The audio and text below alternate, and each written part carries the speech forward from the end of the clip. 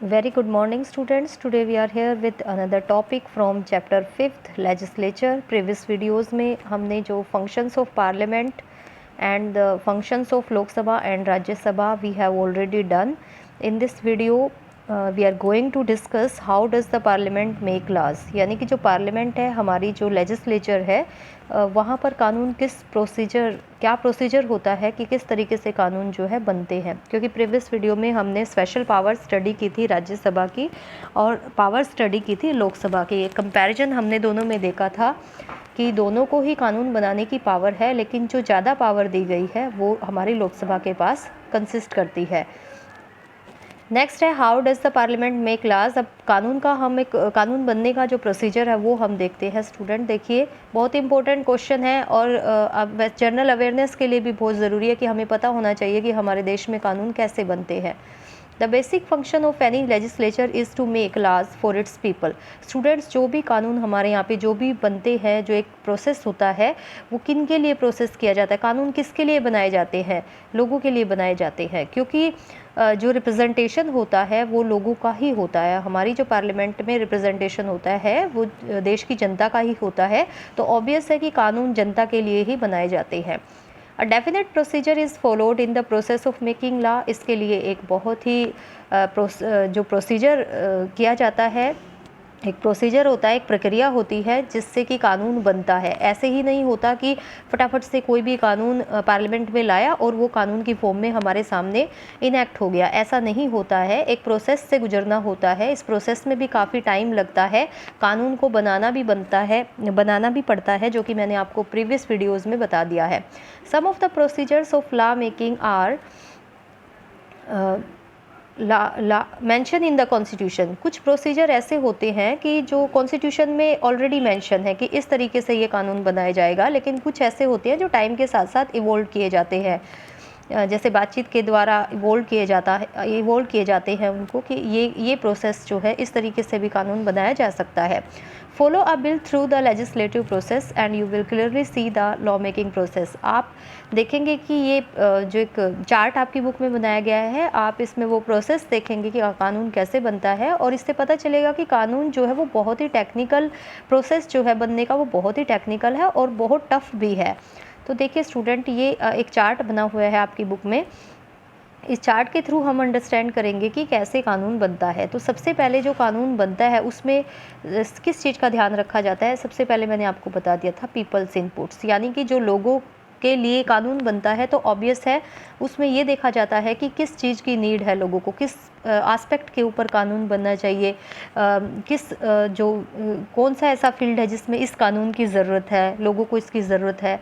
तो सबसे पहला तो यही जज किया जाता है। उसके बाद क्या होता है, बिल जो है बिल की फॉर्म में उसको बनाया जाता है। जैसे कि एक बिल की फॉर्म में उसको कन्वर्ट किया और उस बिल को इंट्रोड्यूस किया जाता है। Introduction in other house in case of non money bill.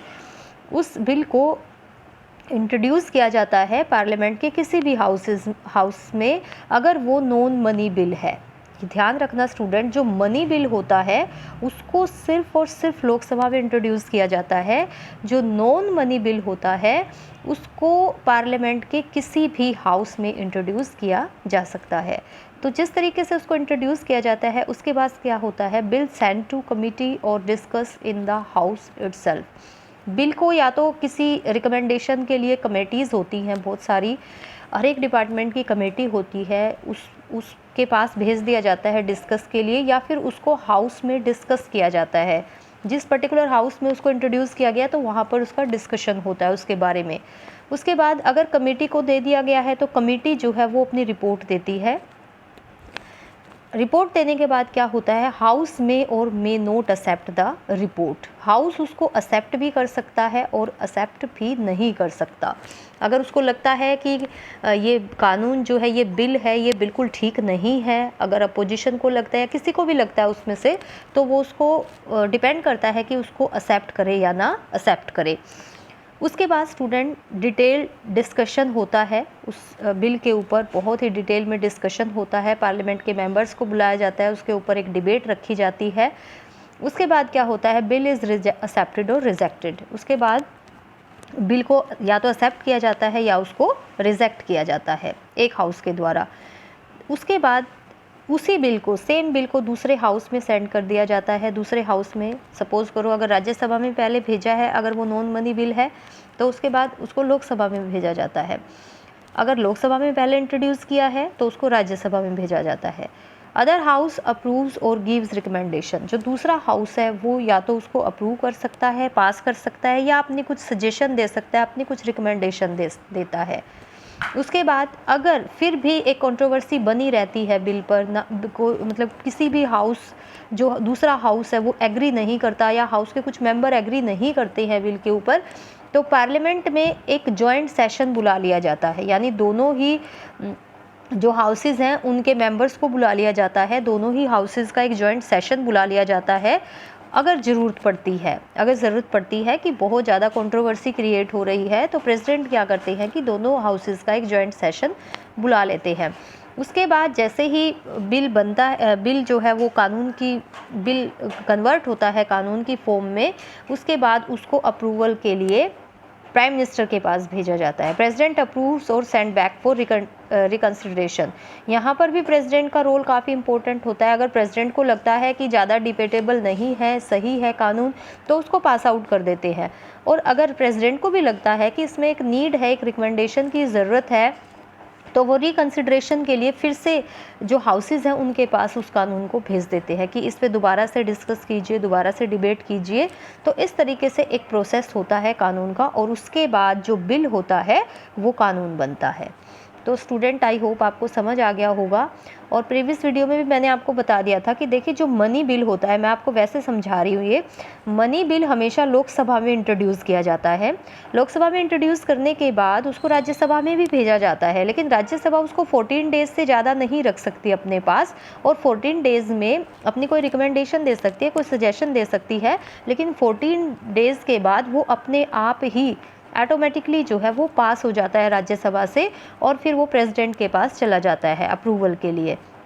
लेकिन अगर नॉन मनी बिल है, यहाँ पर नॉन मनी बिल है, तो नॉन मनी बिल को किसी भी हाउस में इंट्रोड्यूस किया जाता है। जैसे अगर सपोज करो लोकसभा में इंट्रोड्यूस किया और लोकसभा ने उसको पास कर दिया, तो उसको फिर राज्यसभा में भेजा जाता है। राज्यसभा उसको ज़्यादा से ज़्यादा 6 मंथ तक रख सकती है, क्योंकि उसके बाद ऐसी सिचुएशन होती है, अगर यहाँ डिपेंड करता है गवर्नमेंट के ऊपर कि गवर्नमेंट मेजोरिटी में है कि नहीं है मेजोरिटी में। अगर गवर्नमेंट मेजोरिटी में होती है तो वो कानून बन ही जाता है, और अगर गवर्नमेंट मेजोरिटी में नहीं होती है तो उसके कानून बनने के कम चांसेस होते हैं। जैसे कि अभी अगर आप रिसेंटली यहाँ पर देखो तो एक अमेंडमेंट हमारे कॉन्स्टिट्यूशन में कराया गया, जैसे कि 370 को रिमूव किया गया। तो इससे पहले ऐसा क्यों नहीं हुआ था कि 370 को कश्मीर से रिमूव क्यों नहीं किया गया? तो इसका रीज़न यही था कि या तो गवर्नमेंट ऐसा नहीं चाहती थी, या फिर गवर्नमेंट पूरी तरह से मेजोरिटी में नहीं होती थी। लेकिन जैसे कि अब गवर्नमेंट मेजोरिटी में है, तो बेशक इस पे बहुत सारी डिबेट हुई है, बहुत सारा डिस्कशन हुआ है, लेकिन ये एट लास्ट क्या हुआ है कि कानून जो है हमारे यहाँ पर बन गया है। इसी तरीके से जैसे 3 तलाक का भी कानून अभी रिसेंटली आप सभी ने देखा है कि वो बना है, उसके ऊपर काफ़ी डिबेट हुई, उसको काफ़ी रोका गया राज्यसभा के द्वारा, लेकिन लास्ट में वो भी कानून बन गया। इसका रीज़न क्या है? Because government is in majority, क्योंकि गवर्नमेंट जो है वो मेजोरिटी में है। नेक्स्ट स्टूडेंट, नेक्स्ट देखिए हम बिल के टाइप भी देखते हैं कि बिल कितनी तरह के होते हैं। अब जो बिल होता है वो is a draft of the proposed law, यानी जो प्रपोज किया जाएगा, जो कानून बनाया जाएगा, उसका एक ड्राफ्ट फॉर्म होता है, रफली हम कह सकते हैं जिसको।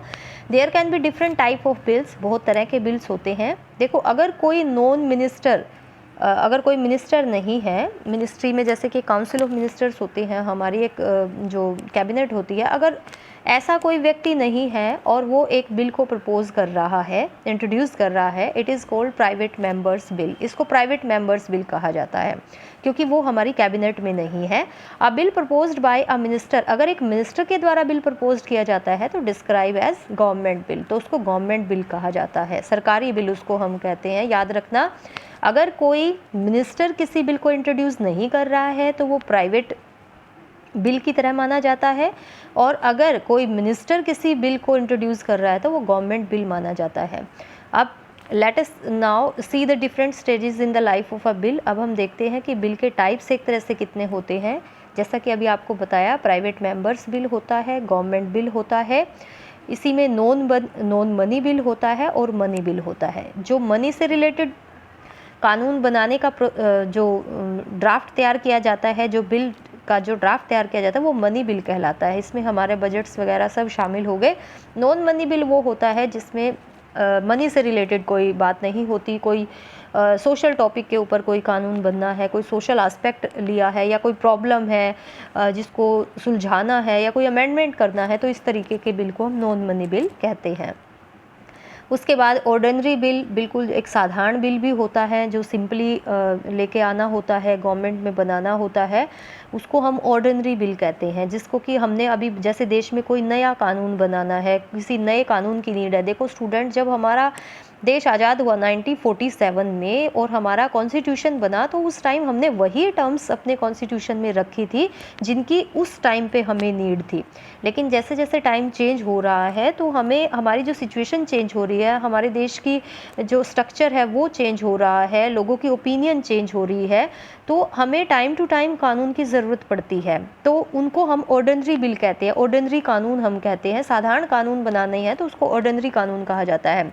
लेकिन जो कानून उस टाइम सेट हो चुके थे हमारे कॉन्स्टिट्यूशन में, जिनको बना दिया गया था हमारी कॉन्स्टिट्यूएंट असेंबली ने, सपोज़ कीजिए अगर उनमें कोई अमेंडमेंट करना है, हमने कोई चेंज लाना है, तो उसको हम कॉन्स्टिट्यूशन अमेंडमेंट बिल कहते हैं। यानी संविधान में चेंज करने के लिए जो संवैधानिक कानून होते हैं उनको हम ये कहते हैं। तो साधारण विधेयक होते हैं, कानून में परिवर्तन लाने हेतु कुछ विधेयक होते हैं, और मनी से रिलेटेड बिल होते हैं और नॉन मनी बिल होते हैं। और ऊपर आपको बता दिया है कि गवर्नमेंट बिल होते हैं, और कोई प्राइवेट मेंबर जो इंट्रोड्यूस कर रहा है उसको प्राइवेट बिल भी कहा जाता है। उसको निजी बिल और सरकारी बिल हम हिंदी में कहते हैं। Even before a bill is introduced in the parliament, there may be a lot of debate on the need for introducing such a bill. Student, जब कोई भी पार्लियामेंट में कोई भी जो बिल है वो इंट्रोड्यूस किया जाता है तो उसके ऊपर ऑब्वियस है कि लॉट ऑफ डिबेट का होना बहुत ज़्यादा ज़रूरी होता है। अ पॉलिटिकल पार्टी में प्रेशराइज, क्योंकि जो पॉलिटिकल पार्टी जो गवर्नमेंट में है, जिस पॉलिटिकल पार्टी ने गवर्नमेंट बनाई हुई है, जैसे कि आज के टाइम में बीजेपी की गवर्नमेंट है, उसके ऊपर प्रेशर होता है गवर्नमेंट के ऊपर, किस चीज़ का, to initiate a bill in order to fulfil election promises और to improve its chances of winning forthcoming elections. Student, जब कोई भी पार्टी जब इलेक्शन लड़ती है तो वो जनता के सामने बहुत सारे प्रोमिसेस करती है कि अगर हम गवर्नमेंट में आए तो हम ये करेंगे। आप सबसे बेस्ट एग्जांपल यही देख सकते हो कि अभी 370 को रिमूव करने का एक जो बीजेपी के मैनिफेस्टो में एक सबसे बड़ा प्रोमिस होता था, लेकिन आज तक वो उसको फुलफिल नहीं कर पाए थे। तो एक प्रेशर होता है पार्टी के ऊपर, एक प्रेशर होता है गवर्नमेंट के ऊपर कि ये प्रोमिस हमने किया हुआ है, इसको फुलफिल करना है। और ऐसे और भी बहुत सारे प्रोमिसेस होते हैं जो कि उसको जनता के साथ वो करती है, और जब उनको सपोज़ करो अगर वो फुलफिल नहीं कर पाती है गवर्नमेंट में, तो नेक्स्ट टाइम जब इलेक्शन होते हैं तो उनके ऊपर एक क्वेश्चन मार्क लग जाता है कि इन्होंने जो प्रोमिसेस किए थे वो फुलफिल नहीं किए हैं। इट मीन्स उन्होंने वो कानून नहीं बनाए जो जनता की नीड थी। तो सबसे पहला तो कानून बनाने के लिए ये भी प्रेशर होता है कि उनको अपने प्रोमिसेस पूरे करने होते हैं। उसके बाद इंटरेस्ट ग्रुप होते हैं कि जो उसमें इन्वॉल्व होते हैं, मीडिया उसमें इन्वॉल्व होता है, एंड सिटीजन्स फॉर्म में also persuade the government for a particular legislation. और ये सारी चीज़ें भी गवर्नमेंट के ऊपर एक प्रेशर रखते हैं किसी भी पर्टिकुलर लेजिस्लेशन से रिलेटेड कि कोई कानून एक बनेगा, तो एक प्रेशर रहता है इन सब का भी, मीडिया का भी प्रेशर रहता है, क्योंकि जब कोई कानून इंट्रोड्यूस किया जाता है तो गवर्नमेंट के माइंड में हमेशा ये रहता है कि मीडिया ये भी क्वेश्चन उठा सकती है, ये भी क्वेश्चन उठा सकती है। तो इस तरीके की बहुत सारी चीज़ें होती हैं। कुछ इंटरेस्ट ग्रुप्स होते हैं, सपोज़ करो अगर किसानों से रिलेटेड कोई कानून, जैसे कि अभी आप हरियाणा में देख रहे हो कि कोई कानून बनाया गया है, तो वहाँ पर मीडिया का भी रोल आप देख रहे हो, लोगों का भी रोल देख रहे हो। इंटरेस्ट ग्रुप्स यानी कि जो लोग इसके नेगेटिव एस्पेक्ट इसका देख रहे हैं, जो इसका पॉजिटिव एस्पेक्ट देख रहे हैं, तो वो लोग भी हैं सामने। तो गवर्नमेंट के माइंड में जब इस कानून को लाया गया था, हरियाणा में सपोज़ करो अगर लाया गया, तो हर एक क्वेश्चन के आंसर उन्होंने पहले ही सेटअप कर लिए थे कि मीडिया को क्या आंसर देना है, इंटरेस्ट ग्रुप्स को क्या आंसर देना है, लोगों को क्या आंसर देना है। तो इस तरह का प्रेशर जो है वो गवर्नमेंट पे रहता है। Law making it has not merely a legal procedure but also a political course of action. मतलब कोई एक लीगल प्रोसीजर ही नहीं है बल्कि एक प्रैक्टिकली हम देखें तो एक पॉलिटिकल एक्शन जो है वो इसमें दिखाई देता है। पॉलिटिकली मतलब उस पर इफेक्ट होता है उस चीज़ पर। The preparation of a bill it self involve many consideration. जब किसी बिल की प्रिपरेशन की जाती है तो बहुत तरीके से उसको सोचा समझा जाता है, उसके ऊपर कंसिडरेशन किया जाता है, such as resources required to implement the law. Suppose करो हम खेतीबाड़ी से रिलेटेड कोई कानून बना रहे हैं, तो सबसे पहला हम अपने माइंड में रखेंगे कि हमारे पास क्या प्रेजेंट में वही रिसोर्सेज हैं जिनकी की इम्प्लीमेंटेशन के टाइम पे हमें ज़रूरत पड़ेगी। तो रिक्वायरमेंट को देखकर ही कोई कानून बनाया जा सकता है कि कितनी हमारी रिक्वायरमेंट है, कितनी हमें नीड है और कितना हमारे पास रिसोर्स है किसी भी कानून को बनाने के लिए। द सपोर्ट और अपोजिशन, सपोर्ट को भी हम देखते हैं कि किसका सपोर्ट हमें मिल सकता है। Opposition that the bill is likely to proceed the impact, और जो अपोजिशन है क्या वो उसको लाइक करेगी, नहीं लाइक करेगी। The impact that the law may have on the electoral prospect, और जो स्टूडेंट जो रूलिंग पार्टी होती है वो हमेशा ये भी ध्यान रखती है, इलेक्ट्रोल प्रोस्पेक्ट को भी ध्यान रखती है कि अगर सपोज़ करो ये जैसे कि आज हरियाणा में जो एक कानून लाया जा रहा है किसानों से रिलेटेड, तो यहाँ पर बहुत सारे लोग इसके अगेंस्ट हो गए हैं। तो यहाँ पर जो रूलिंग पार्टी है उसके माइंड में यही नहीं है कि अब उसने ये कानून बना देना है, बल्कि उसके माइंड में ये भी है कि जो अपकमिंग इलेक्शन है उसके परस्पेक्टिव से इसका क्या इफेक्ट होगा। सपोज़ करो कोई इसके एगेशन है जो इसके अगेंस्ट वो बढ़ता ही जा रहा है, तो कहीं ना कहीं गवर्नमेंट भी प्रेशर में आ जाती है और यहाँ पर उसमें कुछ ना कुछ चेंजेस जो है वो करने पर मजबूर हो जाती है। In the era of coalition politics, और स्टूडेंट अगर जो गवर्नमेंट है वो कोलिएशन गवर्नमेंट है, कोलिएशन गवर्नमेंट भी आपको पता हो जहाँ पर 2 या 3 पार्टियाँ मिलकर गवर्नमेंट बनाती हैं, तो बहुत टफ हो जाता है। A bill proposed by the government has to be acceptable to all the partners of the coalition. सबसे पहला तो जो बिल आप इंट्रोड्यूस कर रहे हो, जैसा कि कोई भी बिल आप लगा लीजिए, तो सबसे पहले तो जो कोलिएशन में पार्टीज़ हैं उनका एग्री होना बहुत ज़्यादा ज़रूरी होता है कि वो सब उसको एक्सेप्ट करें। Such a practical consideration can hardly be ignored, क्योंकि यहाँ पर किसी की कंसिड्रेशन को इग्नोर नहीं किया जा सकता, सबकी बातों को मानकर ही चलना पड़ता है।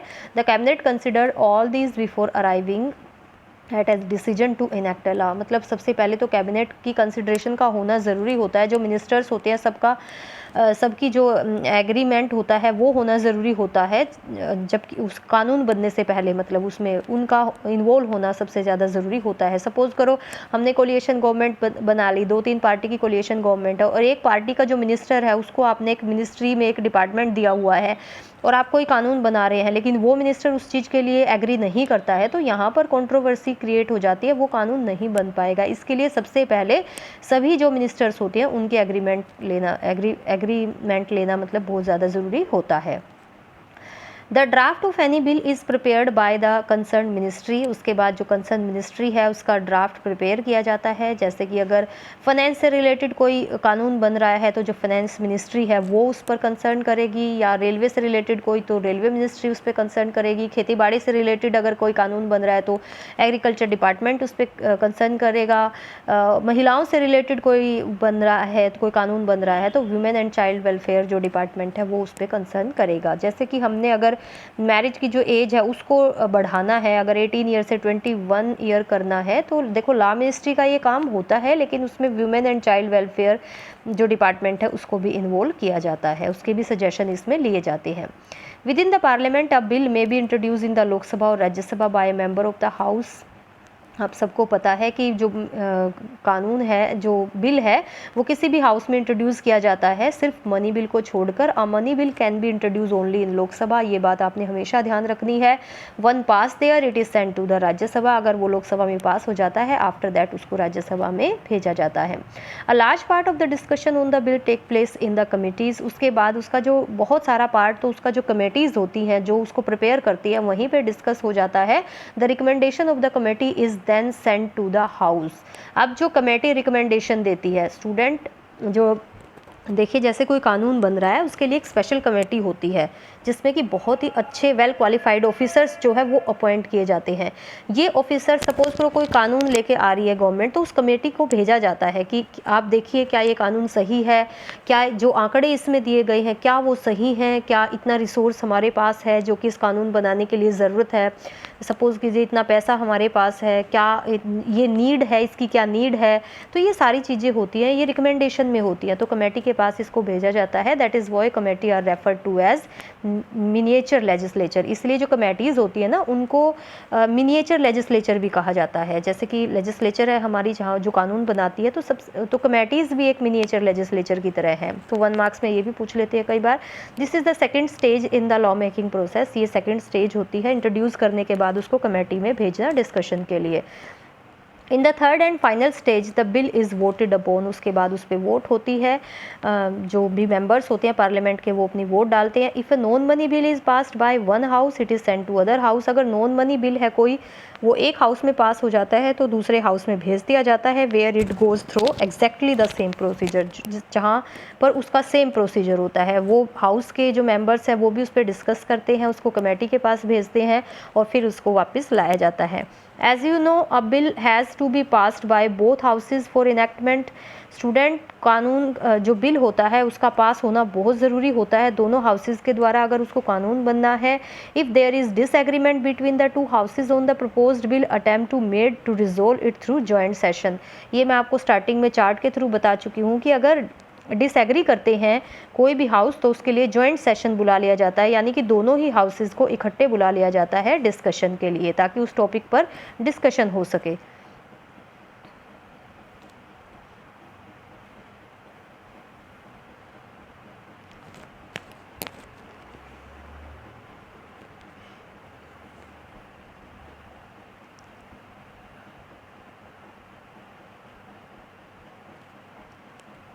Next student, if in the few instances when joint session of the parliament were called to resolve a deadlock, the decision has always gone in favor of Lok Sabha.